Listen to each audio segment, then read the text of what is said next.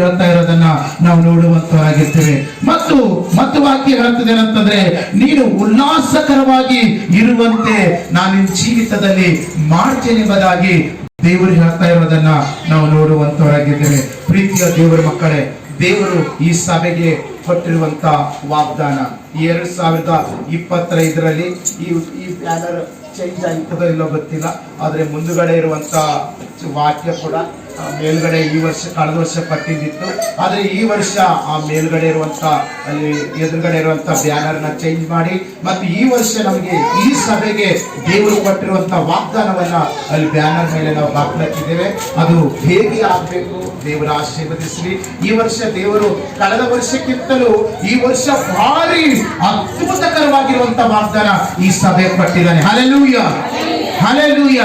ಈ ಬರೆಯಲ್ಪಟ್ಟದ ಶ್ರೇಷ್ಠ ನಿತ್ಯತೆಯನ್ನ ನಾನು ದಯಪಾಲಿಸ್ತೇನೆ ಎಂಬುದಾಗಿ